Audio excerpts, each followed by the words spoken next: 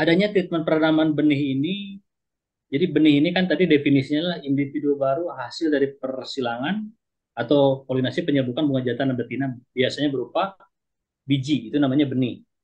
Nah, benih-benihan atau biji-bijian itu dalam endospermnya, bagian inti tengah yang ada dalam benih itu, dia sudah membawa cadangan makanan.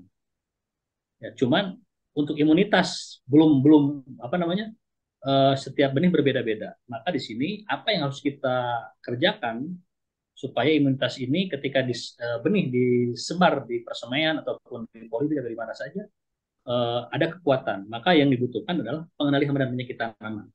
Bukan nutrisi ya, karena nutrisi sudah dibawa oleh endosperm tadi, hasil penyerbukan tadi. Nah, adanya treatment penanaman benih, perendaman menggunakan EPP, hasil kesimpulan daripada para mitra yang menggunakan ini jauh lebih kuat imunitasnya dari serangan hama dan penyakit ketika masa penanaman. Jadi masa periode penanaman ini yang lain diserang oleh orang batang coklat. Nah, di sini jauh lebih kuat karena tadi seadanya perendaman. Nah, ini pertanyaannya Pak, gimana kalau misalkan tidak sempat direndam, tapi kita optimalkan di lahannya? Bisa-bisa saja silakan, cuman beda, pasti tetap beda. Yang direndam itu jauh lebih kuat. Bagaimana caranya? 18 jam. Jadi gini, benih padi ini dibutuhkan itu kalau standar kita 12 kilogram per hektar. Nah, kalau petani ada 25, ada 50 kilogram per hektar karena khawatir tadi takut kurang ketika ditanam. Kalau kita cukup 10 sampai 12 kilogram saja sudah cukup. Kalau saya sebenarnya 6 kilo aja cukup.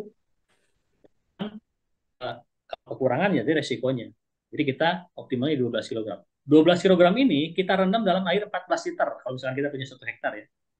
12 kilogram direndam dalam 14 liter. Nah, dalam 14 liter ini 18 jam pakai air biasa. Setelah 18 jam, kemudian tambah lagi 6 jam, jadi kita masukkan satu set EPP di dalam 14 jam tadi ya, atau air yang sama, kita lanjutkan air yang sama, kita treatment 6 jam lagi.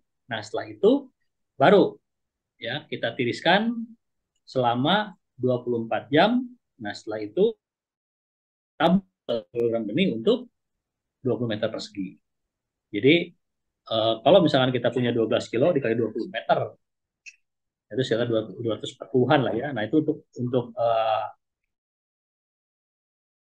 tadi ya, untuk luasan persemaiannya.